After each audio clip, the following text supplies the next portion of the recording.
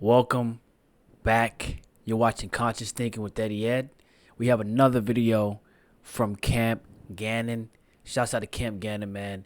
Please don't strike my videos. Just doing a reaction, just talking about some important topics. Glad you're making the content. But today we got another video from him. This one is the Antarctica firefighter who exposes the earthquake machines and surviving CIA mind control.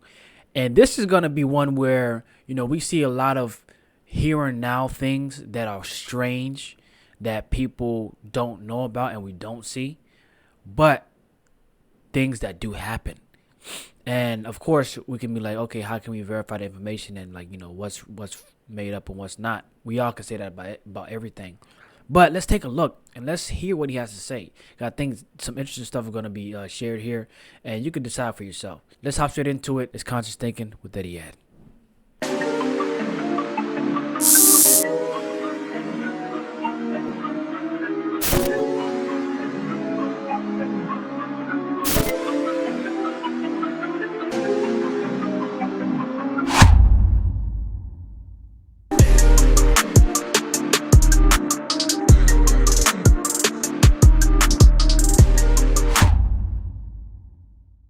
It has a particular caliber bullet.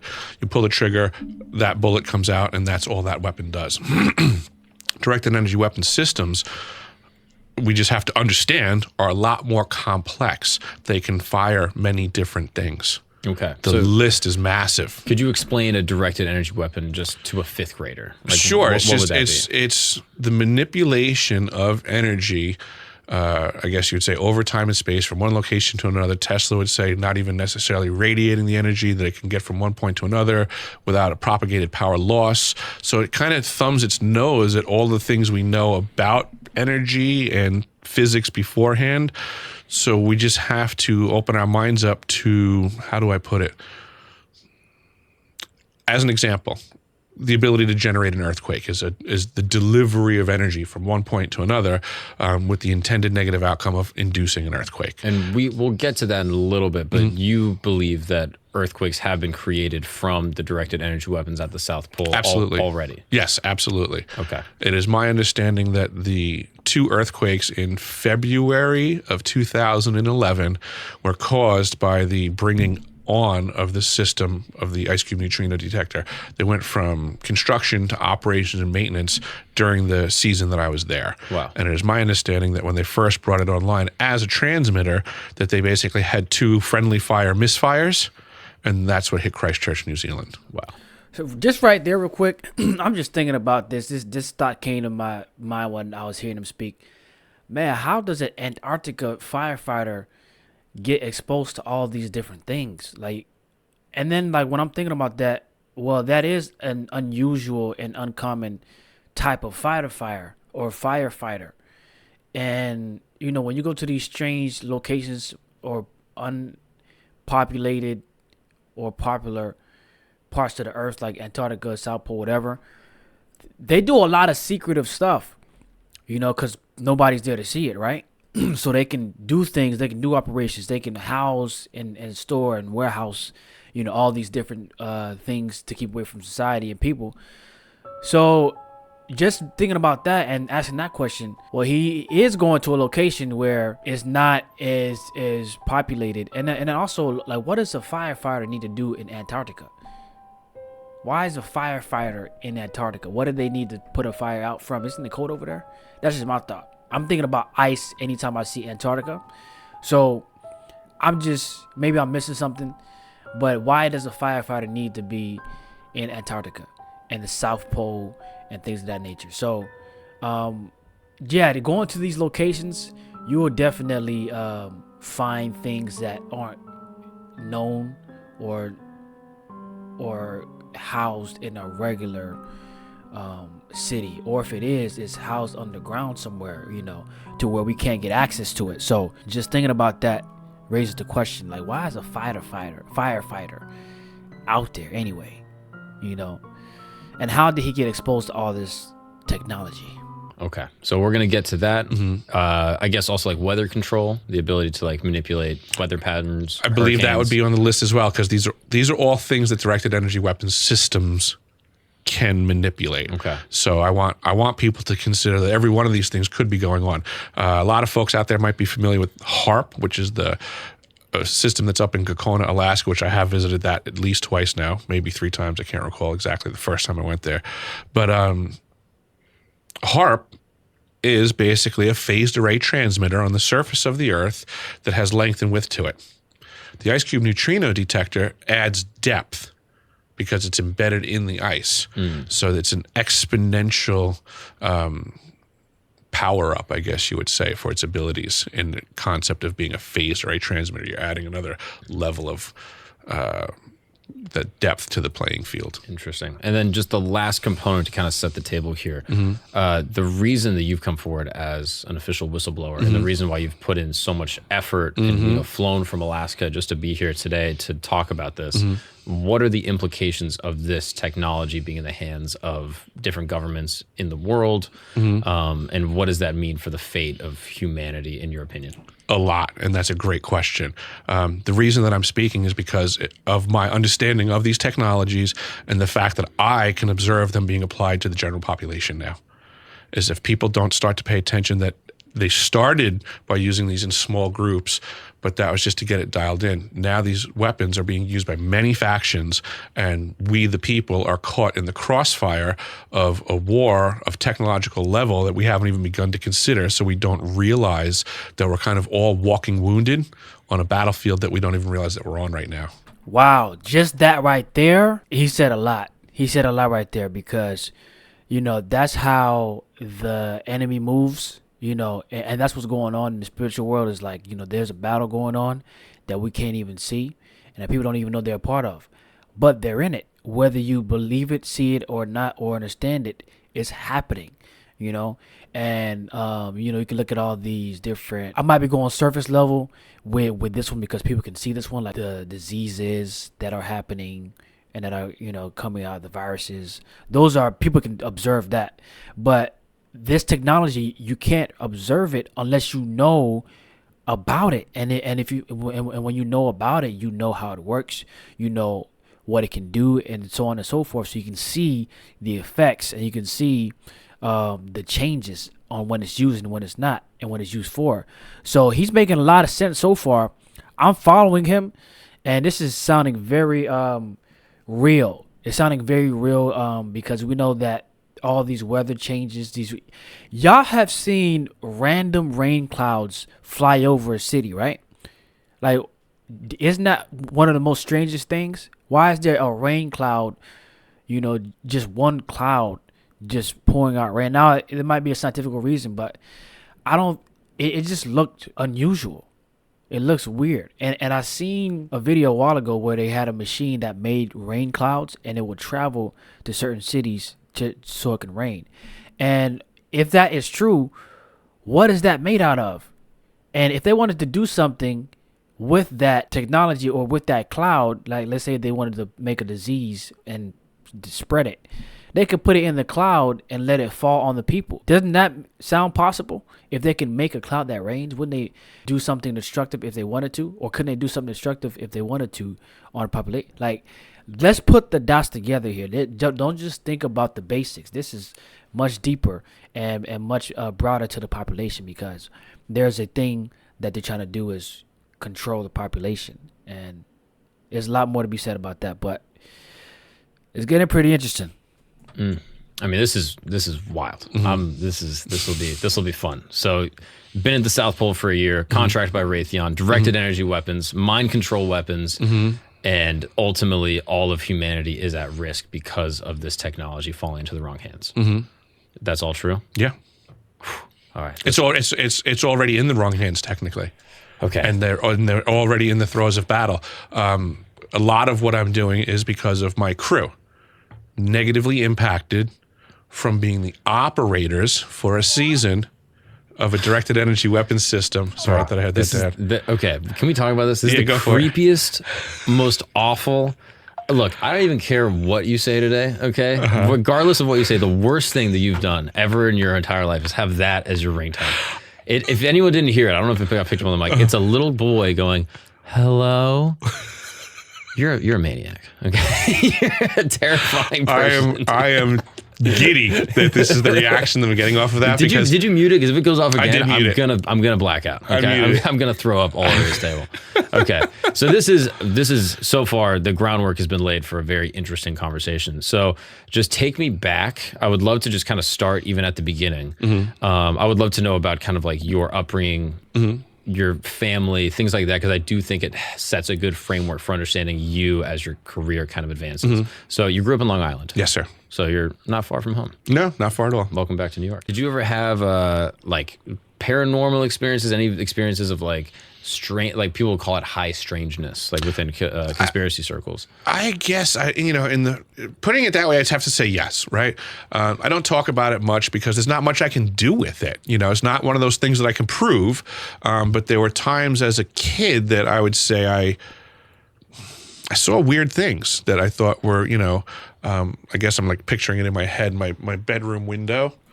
Before he goes on, this gives me a little bit more understanding on where he's at when it comes to the spiritual world, right? Because he's talking about technology, and just a reminder for people that don't know or people that do know, Satan is the prince of the power of this world, right? He controls a lot of these evil systems and what's going on behind the scenes, and so the technology that he explained, that's inspired and that's being controlled by the enemy. It's very interesting that he didn't put that connection together, or he didn't get deep enough to understand, ultimately why these things are happening. So it makes me believe that he doesn't know, or maybe he might be trying to keep it under the rug, but it's sounding like he doesn't know that there's a spiritual battle, because all these things that are happening are first being planned out and orchestrated, by the demonic forces that control this area of Earth. Like they're here, they're using people as their channels, so on and so forth. So he's unaware of that, and that's a big piece to this puzzle of understanding. So let's see where he goes, and he's about to explain like what he saw when he was younger and stuff like that. And it might be more toward like the alien side, I don't know, but those are demonic spirits or demonic beings. They're not ghosts. They're not aliens from a different planet. These are real beings that can shapeshift, and if they show up as those things, they show up as those things, but they're not really what it looks like. If you see their true form, you'll be terrified. It's Levittown, so the houses were close. Similar to like Brooklyn. Like the properties are close. You can look out your bedroom window and look into someone else's bedroom window. So I have recollections of like, I guess I would almost say like peculiar lights in between the houses that I can't really make sense of. Strange colors. Yeah, absolutely.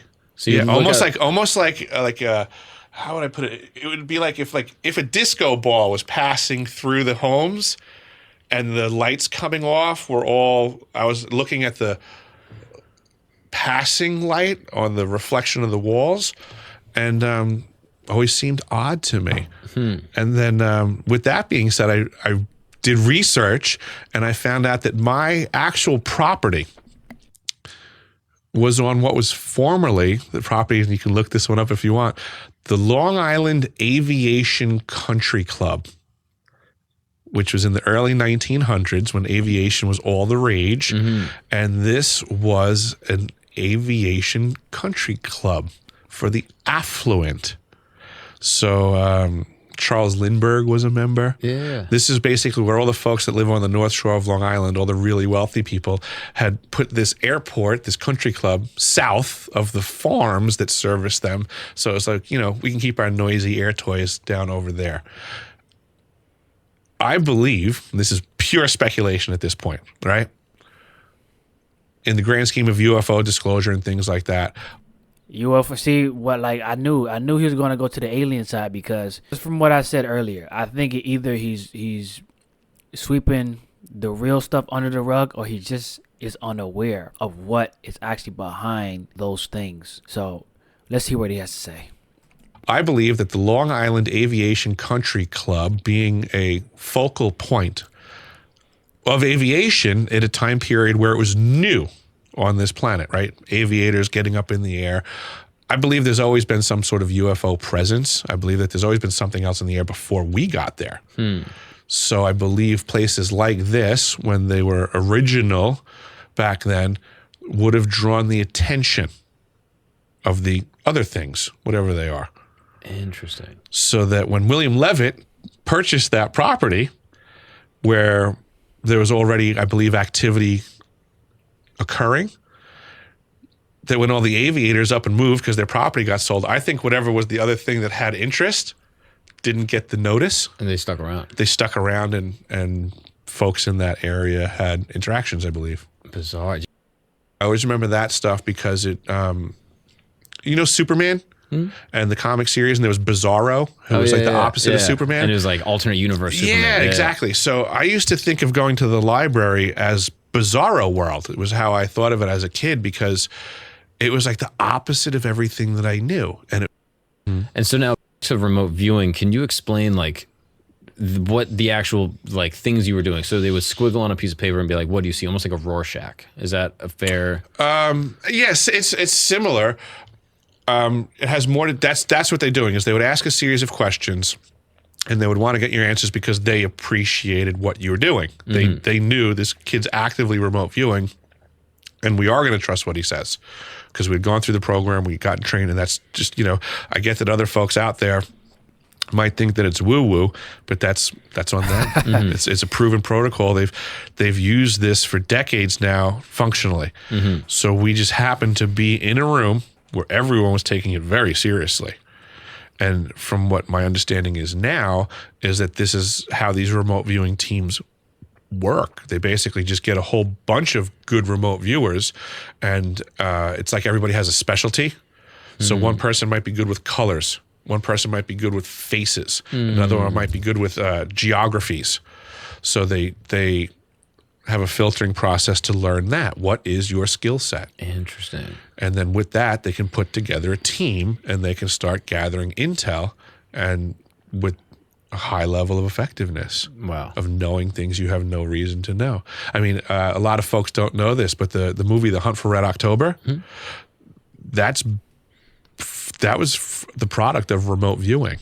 That submarine was first learned about by a remote viewer.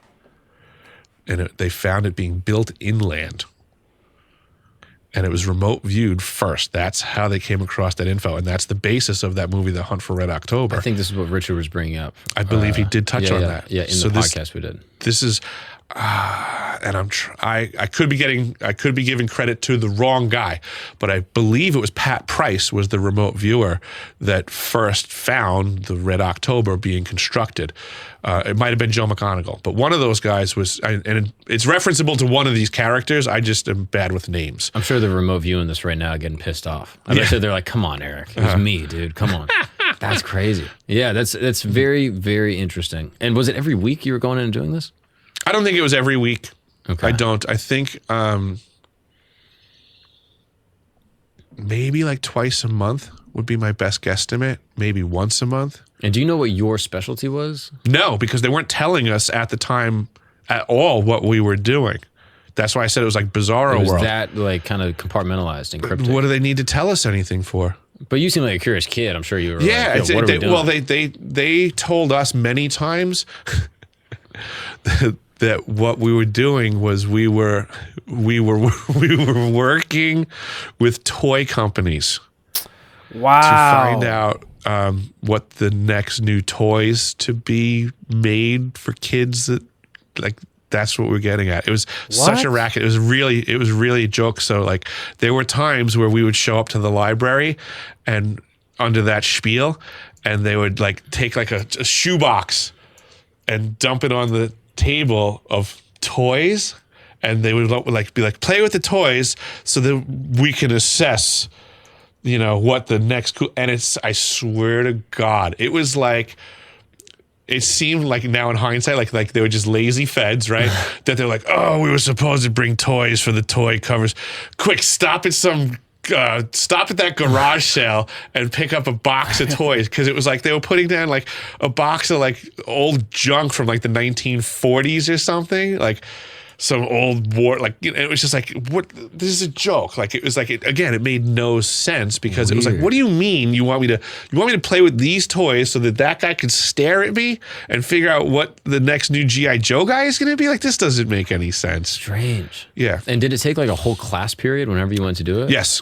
Was it a whole day or just like the class? No, it was, I would say it was class periods, maybe 2. Were other kids jealous? Like if I was in school and one kid was going to play with toys for 2 hours. We were, yes. And I believe that was one of the things that I do recall as being extremely odd was they gave us eye drops upon entering the library. And this is a big one for me, because through my research, I wholly believe that it was some sort of experimental LSD, that this was found that they were doing experiments in other directions in remote viewing and such in MK Ultra to see if there was a way to expedite getting into certain paradigms. So they would bring us into the library, and they had, and this is just how I recall it. Sure. They had a very cute girl at the table, which I think was supposed to, you know, bring the barriers down. Mm-hmm. So, you know, oh, wow, this really cute girl, and, you know, wow, this is great to come into the library. You know, they were young too. So it was like, for someone in a professional career, I mean, these girls were maybe in their late teens, early 20s, it seemed like, but they were there to attend to us. And we would get into the library, sit down, and we had Catholic school uniforms. So, I mean, already standing orders were, you know, you don't mess up your uniform. That's a big problem. So we would sit in the chair, put our heads back. The attendant girl would go to put the drops in. She would have a tissue that she would put by the corner of your eye, and she would tell you, make sure you stay still so you don't get this and stain your uniform. And you would seize up, because, like, that was smart. You know, if she's going to say, you know, you don't want to stain your uniform, you really didn't. So they would administer us some eye drops, which I think had to do with some of the machinery that they would make us use.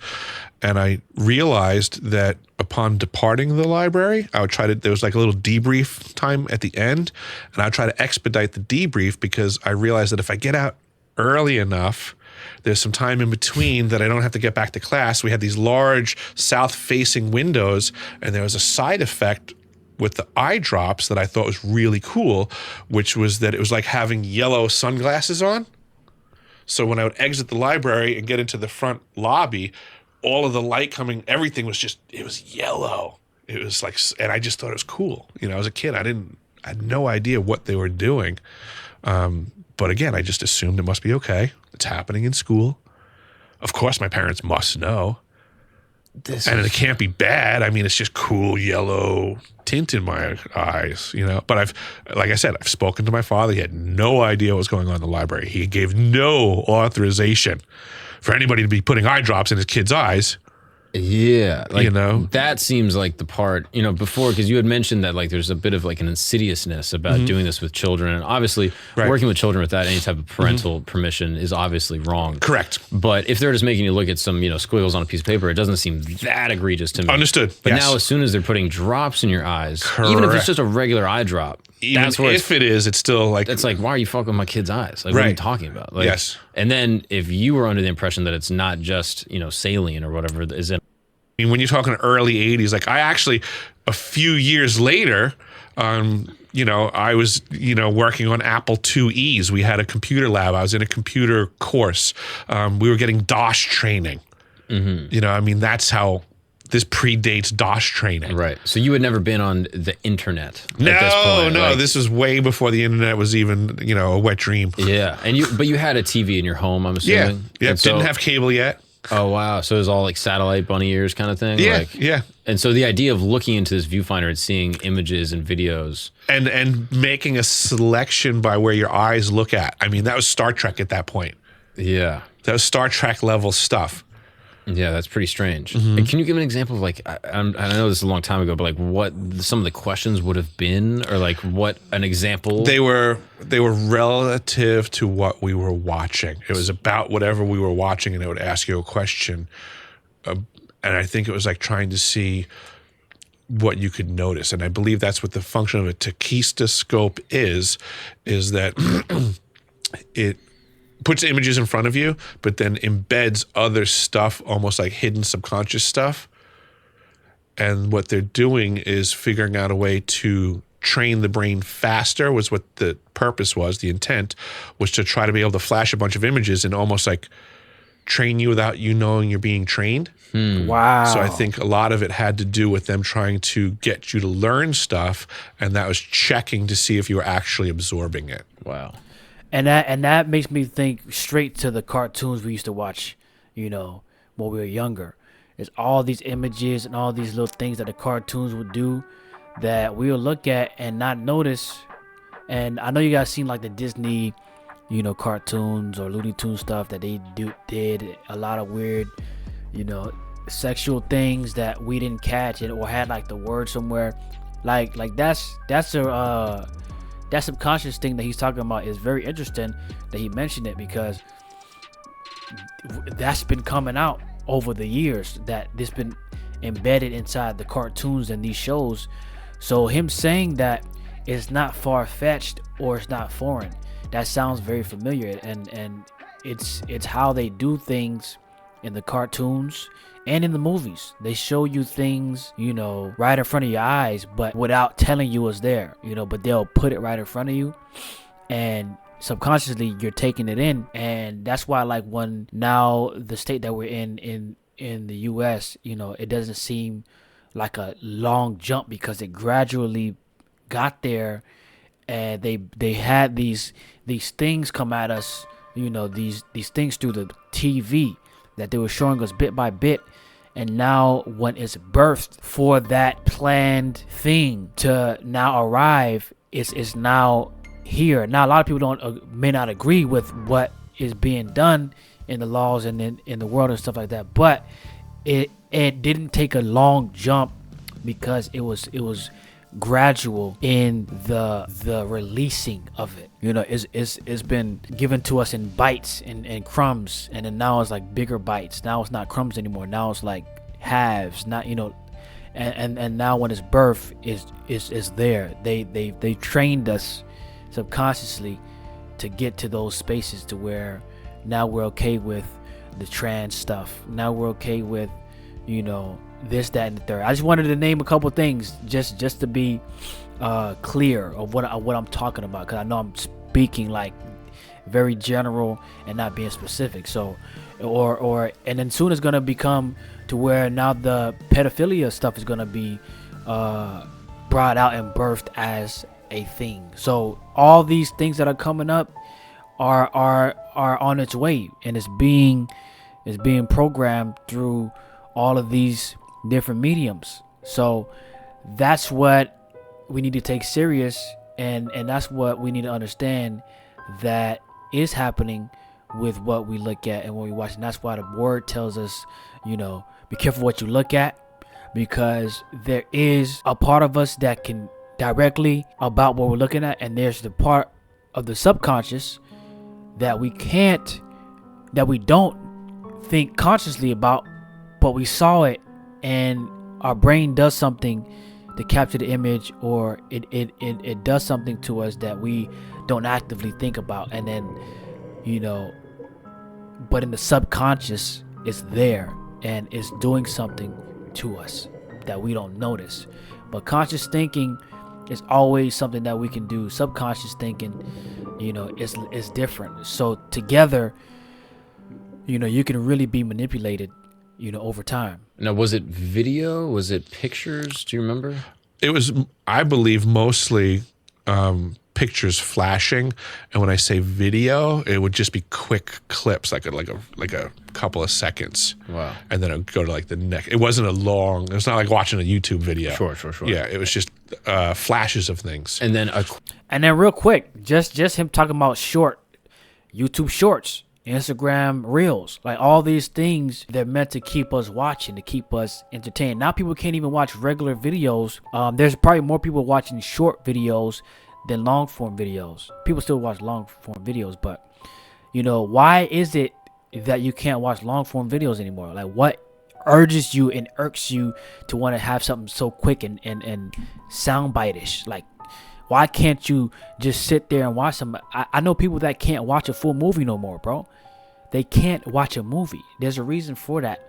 Everything is fast, and just like you mentioned, like shorts, and that's just to distract you. And shorts, anybody knows that watch shorts or reels, you can watch a whole lot of them and not even notice the time passing. It feels like 5 minutes, but you actually spent 20. And that's how serious it can get. So we have to definitely be aware of what we're looking at, and definitely think about things more. Consciously think, why this or why that? Like, let's really take our time and take a step back and look at what's really going on with this technology, because the phones aren't doing us all the justice. It can be a big distraction. Question that they would ask you Yes. would be like, what was this character doing in the... Yeah. I see. Yeah. And then you would look at A, B, C, and D. Yes, you just, and it wouldn't even say, it was just four answers, like say 4 words, and it just had that extended yellow cross in the middle to make it appear as 4 different sections, and you would just look at the one that you knew was right. Wow. And then it would know, I guess, that you picked one, and then it would get back to the flashing. Wow. And they did have headphones on, so there were weird noises playing, which now my understanding is that they're binaural beats. Oh, wow. Oh, I've heard of this. Yeah. What? This is what they do in remote viewing protocols, is they have you listen to binaural beats.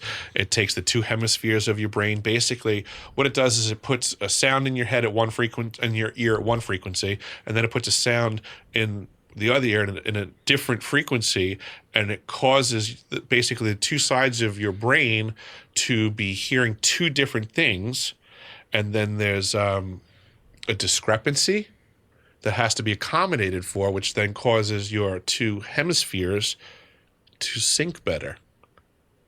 Wow. Yeah, so again, it goes back into what is consciousness? What are we? What can we do? And they were just playing back then. They were trying to figure out, what can we do? What don't we know yet about who we are and consciousness? Can you find examples of these binaural beat audios on YouTube? Absolutely, extremely referenceable. And have you ever looked into them and found one that you feel like, oh, this is what I heard? Absolutely. Really? Yep. Wow. Yep. I would love for you to send me that. Yeah, I'll link it in the description. The actual you can look up the Robert Monroe Institute specific hemisync, the path that I took in life. By any of the details, seems to be more and more guided, because it's hard pressed for me to say, like, I couldn't have gotten to the South Pole without have been first a plumber. So since I feel very staunchly that I was very much guided to that position, I have to look at the path that guided me there and really consider how much that was manufactured. Interesting. So I think, in specifics to this question, I think there was a guiding hand that wanted me to gain a skill set. Is it possible it's God? Is it possible it's like a higher power? It is possible. I couldn't knock that off the list. Again, back to Occam's razor. But I guess in my mind's eye, I would think if there was deity, God, I think we would perceive as more noble of intention, action, guidance. I don't know that I've seen so much the positive. I feel like a lot of the stuff that I've noticed up until this point seems to be very negative stuff. So I feel like in many ways that a lot of the intention applied by others seems to have been negatively motivated. Interesting. But with what you're suggesting, I hope you're right. I would like to get aligned with that. I mean, maybe because of all of the bad things I've experienced, maybe I'm supposed to be a voice for good, and sometimes you have to, like, that would be great. Like if I guess I would feel more comfortable with that if I accomplished the mission. Then I could look back and say, you know what, I accomplished good things by speaking on these topics. I'm going to try to think of it that way more often. Maybe again, That feels better. Yeah, because I think if you're looking at it like, yeah, you have a mission to try to educate people on all these atrocities that are happening that you've talked about, obviously, which are atrocious, and things that you will talk about. You know, if all the things you're claiming are true. In life. Okay, so this part of the video is going to be about him questioning free will. So I'm curious to his understanding or what he is questioning about free will. And we know from the word that the Lord gives us free will to choose and to, live what we choose. And so let's see. At this point, we know that he doesn't know who God is. And we know that through all his experiences, he may not have gotten to the root of what's behind all this. So he is out of the loop, I would say, of understanding truly how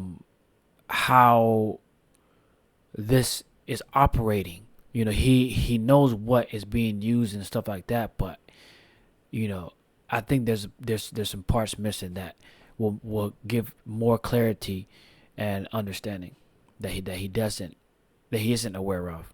So you think they're these like high-ranking, high-responsibility military They're folks are absolutely groomed from a really young age? Yes. Wow. I do not think that the United States Navy was waiting for me to turn 18 to join the submarine service. I think there was some sort of a process that got me there. But you had the free will to go or to not go to the recruiter. Free will is a finicky term. So many times in life, every single one of us has gotten to that proverbial fork in the road, right? And you look to the left and you look to the right and you go, look at me at this fork, about to exercise my free will because I am free to choose either one of these roads. Cool. Have you ever been at that fork in the road and asked who built these roads? Is that free will? If someone built the road to the left and built the road to the right, and you're now choosing which road you go down, is that free will? I see. So what choices did you have? Like, who do you feel like put these roads in front of you? Was it the military? Was it your family? I think it's a montage of many interests of many factions. And I think, again, this is what does that even mean? More of a testament to what's going on around us than we care to pay attention to. I think there's a lot of people investing a lot more into things we're not paying attention to. And that the almost like the bickering between those factions and investments is the process of how do kids show up to whatever program they show into as an adult. Is it really a series of free will decisions or just migrating down paths that were built for us? I see. That's an interesting point to bring up. And I get where he's speaking from, because just like in school, we do all these different courses, and we're told when to switch classes, told when to eat lunch, told when to wake up, all that good stuff, or arrive places. They have built a schedule or made us get used to having a schedule and what time to eat, what time to sleep, and all that over the school years. That is some type of control or programming from that start already. If it doesn't sound like it to you, you're really not breaking it down and thinking about how control works or a program works. There's stages and there's a cycle.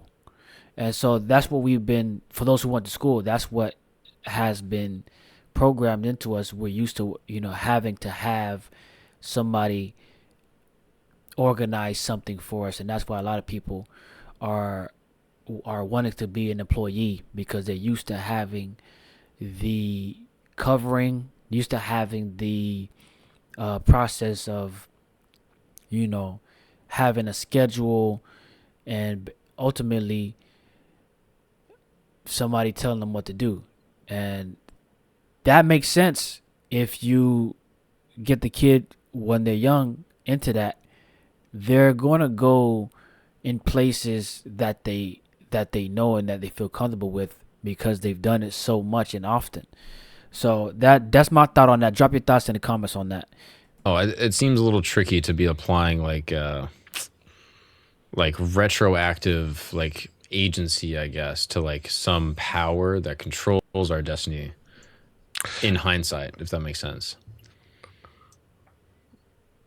I can follow where you're getting at. In my brain, I think of it like, imagine if you went to like the beef stocks in Chicago, where they have, where they're corralling all the cattle making free will choices before they get into the butcher shop, because they chose to go left and they chose to go right. But in reality, the farmer made the pens. Sure. Are we any different? Are we not on a giant farm? Are we not a product? I get what you're saying. So just going in that direction, I mean, how are we any different than the cattle that are getting processed? Yeah. I guess my feeling is like, for me, I became a stand-up comedian and a podcaster. I didn't know anyone that did that. I didn't have any experience with that. I grew up in Orlando where like no one did anything creative. Everyone that I grew up around was like, had like a quote unquote real job. They worked in insurance. They were a lawyer. They, coached a football team. Like they were just a regular person. So the idea of me doing this was like a pipe dream. And for me, again, I don't feel like I was like groomed for it in some type of like cosmic sense. I just gravitated towards it. Now there's obviously reasons I gravitated towards it. My dad was obsessed with stand-up. He played it all the time. He wanted to be a comedian and just kind of like always had it around in the house. So there's obviously like imprinting early on that drew me towards it. But I don't know. I have a hard time feeling like this was somehow destined for me by some like I wouldn't want to say that you were forced into it, but it would make sense that these systems, I mean, just like on a farm, they're dividing the animals out for whatever that one is best suited for.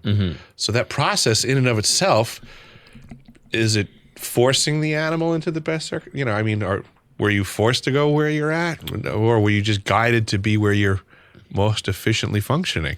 Yeah, I guess it's attributing like intention when coincidence could also explain it. Oh, understood. And that's in my mind. I'm like, which one? Like, kind of on some Occam's razor type shit. Like, what is the more simple explanation? Well, that's a misinterpretation of Occam's razor. Oh, really? Absolutely. In what way?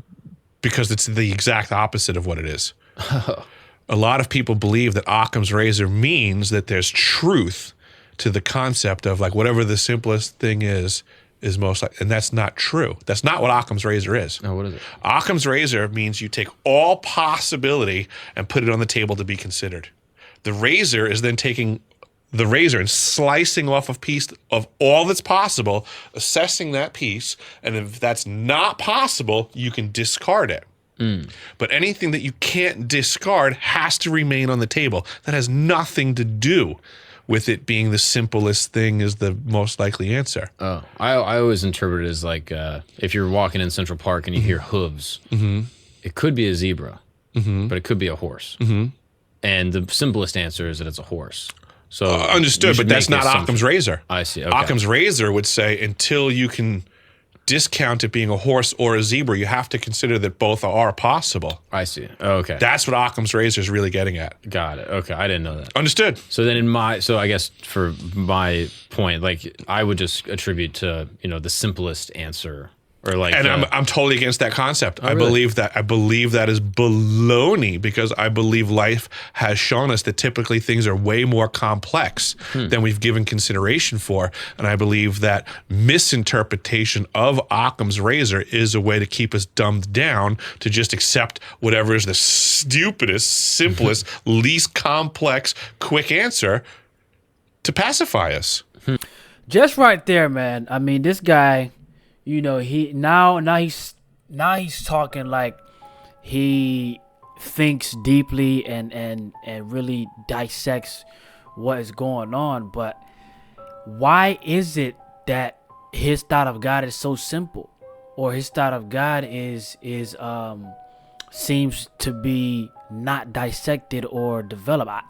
I can't say that he hasn't thought about God and so on and so forth, but the way that he's speaking, from what I've heard from this video, it doesn't sound like he has considered God in any deep way. It seems like he only considered God to not be having a role, or God not to be who he says he is, God not to be involved. You know what I'm saying? Like, it sounds like, from what I heard, now that he's showing the side of himself that tells us more to just a simple answer. Why don't you? Why?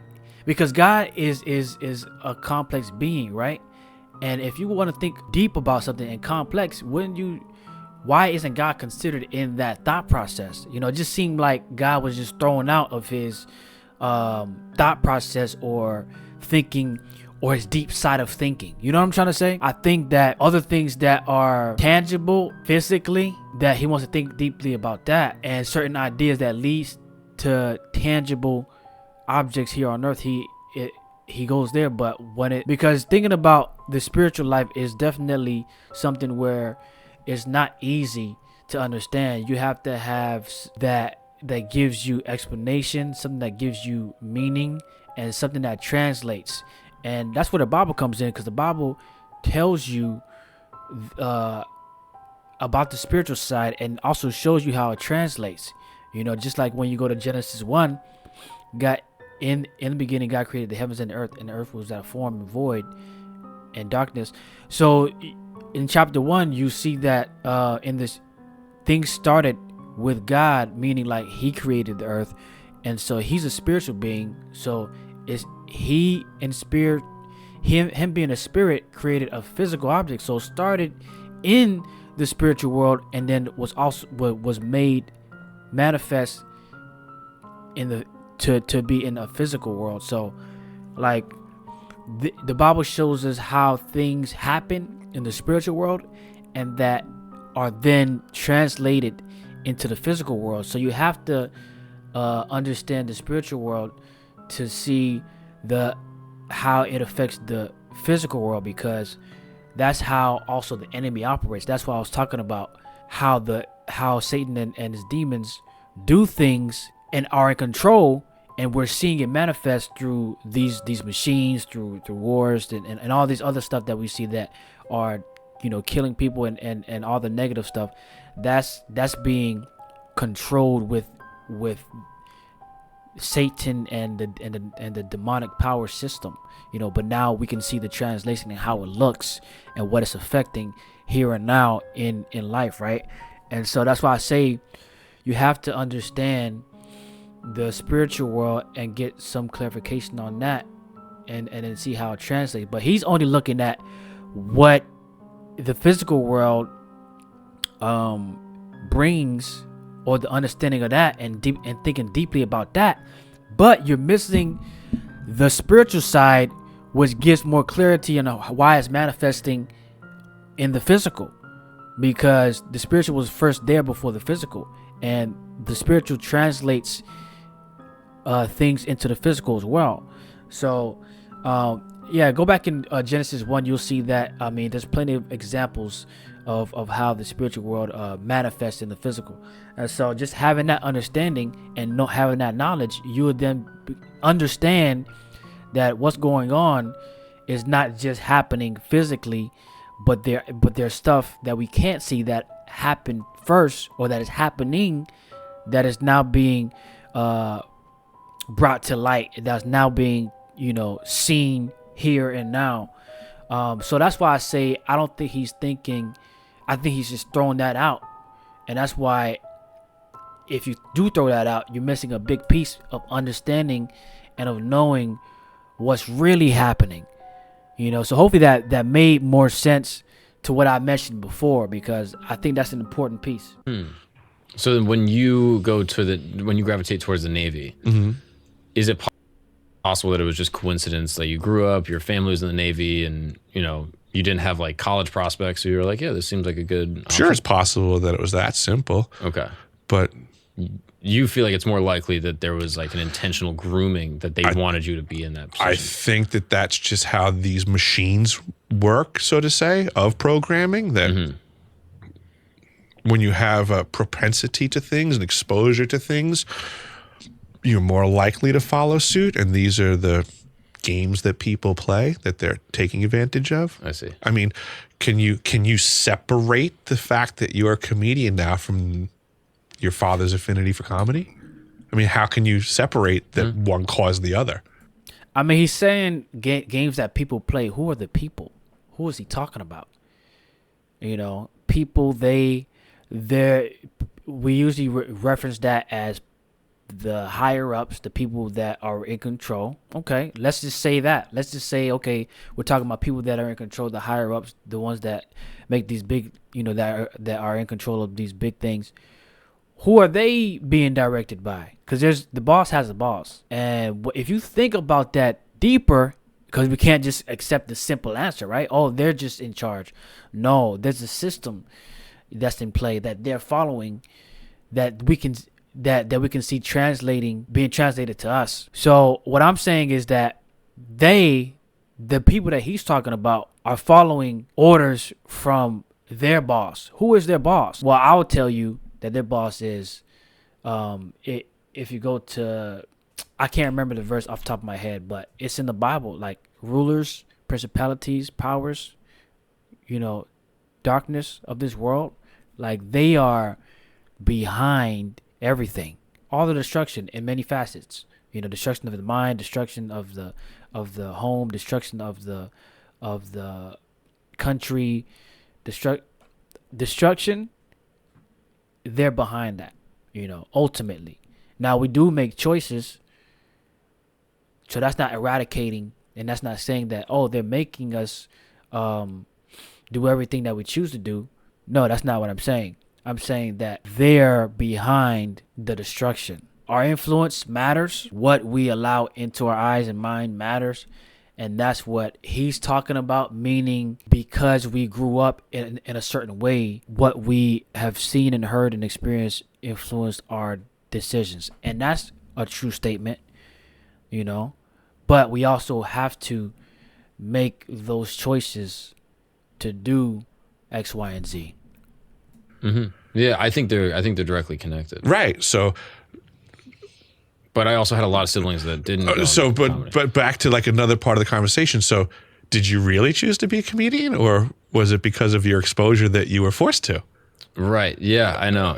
Yeah. Did you really choose it? What if your father didn't have the affinity for comedy, so that you didn't come from that road to then have the choice at the next fork? Right. Right. So is this more of like a free will position that you have in general, that you are generally kind of a believer in like determinism, or do you feel like there's... I'm a firm believer in free will as a real... like a philosophical construct. I believe that we've just been so manipulated for so long. I see. That we've lost connection to actual free will choices. There's been so many roads built. I see. Contemporarily, that we're hard pressed to ever find ourselves in what I would say is an actual free will choice. I see. Okay. We're that heavily manipulated at this point. There's that much structure around us. So we inherently have free will, but the powers that be have basically corralled absconded us to no longer be able to participate in that. And we're so distant from the actual ideal of freedom and free will. Right. I mean, just like what we're experiencing right now. You and I are witnessing a world right now, today, that is wholly observably less free than when we were children. So following that backwards, if each generation is experiencing that, how far removed are we from true freedom as observed by our ancestors? And how much further can freedom dilapidate in just a couple of more generations where our great-grandkids are going to have no flavor of the freedom that we once experienced? That's interesting. That's an interesting perspective. Yeah, maybe. I don't know. I also kind of look at it where I'm like, you couldn't smoke weed as a kid. Or like you could, but it was illegal. Or like you couldn't be gay in the 60s and, you know, things like that. And now you can. It seems more free in those ways. So I'm sure there's people that are like, it feels pretty free. And back in the day, you guys, there was a draft. Some people had to go in the draft in the military. That's not very free. So I'm like, I don't know. In a lot of ways, I could see now being freer in some ways. Obviously, I can follow the logic of the debate, but I would say it's still a wonderful debate to have. I see. Have a discussion on what is freedom. What are the benefits of the things that we call freedoms now? Right. You know? Yeah, we're sexually free, but is that true freedom? Or, Yeah, or I now, mean, what's the, you know? Right, yeah. I'd rather hear about, you know, people not being taxed and enslaved and, you know, all that type of stuff and fiat currencies. And there's a lot of other enslaving chains about us than the more bullet points of incendiary topics. See, that's an interesting point because, you know, back in the 60s, you said you couldn't be gay and then now you can be. Is that a form of control? Because as we went over in the beginning of the video, or toward the earlier stages in the video, they program us through TV and movies that these things are okay and don't not accept this, because then you're being a bad person if you say this is bad or say this is wrong. Is that a form of control and manipulation? So there's a lot of different questions we can, you know, ask, and a lot of different subjects we can dissect in this realm of thinking, or in this realm of topics, you know. Like, and I would say when it comes to that type of stuff, it's definitely a type of programming. You definitely have a choice to accept it or not, but it's definitely being programmed into us through these things like TV shows, media. It's everywhere. You know, we have a lot of things happening to us that we are unaware of. And if we just understand what's going on, we'll be shocked. We'll move differently. To get on a point that I think is important for us to know is that when you look at, if you read the Bible and you look at how God treats us, and how God, you know, draws us near. He gives us free will to choose what we want. And when you choose him, it's not by force. It's not by force. He says, "Come to me, all ye who are weary and heavy laden and burdened, and I'll give you rest. Take my yoke upon you, learn from me, for my yoke is easy, my burden is light." He didn't say you must come. He didn't say you have to come. He said, "Come if you want, come." And there's many different examples of verses of things, and how God treats his children is we're not forced. He doesn't force us. He doesn't want to force us, because you know the big reason why he doesn't want to force us, because he wants us to love him willingly. He doesn't want us to love him by force. He wants the real thing. He wants the relationship to be real, and for us to understand what we're doing fully. You know, to really get into what he has for us, what he's always wanted for us. And if you don't accept him, and if you don't confess that he's Lord and believe unto him that he died because he loved us so much and rose, he died for our sins and rose so that we can be with him for all eternity. We can now be redeemed, and we are now redeemed for those who believe. And that's a thing where we freely choose and are not forced to choose him. Because if God forced us to choose him, a couple of things. Everybody will be believing in God. And then we will not have the natural inclination to want to do stuff. We'll do it because we have to. You know, and the Lord doesn't want that. He wants us to want him truly, sincerely, and with everything. Just like how you want that cheeseburger, want that girl, want that whatever, or just how you want your wife, want your dog. You want it truly. You don't want it because you have to want it.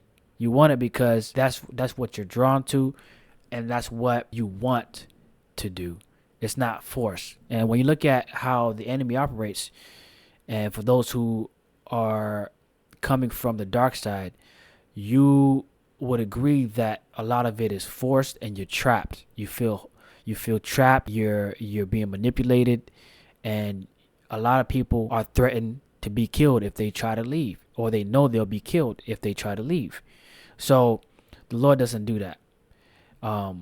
He doesn't force us to come to him. He wants us all to come to him, but he doesn't force us. How great is his love to die for ones that turn his back on him anyway. He said, I'm going to die for you anyway, because you may not even believe. But even though you may not believe, I'm still die for you, give you that opportunity. How great is that? And how radical that is to do that for somebody that you're not sure is going to receive you. But he did it anyway. And for those who believe shall have eternal life. And that is a awesome thing. And I encourage anybody that don't know him to open your Bible and to read.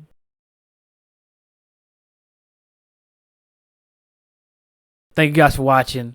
This has been a interesting video to watch. It's a 5-hour video. So if you have time, to watch it on your own, to hear more of it, it's on the channel I mentioned earlier.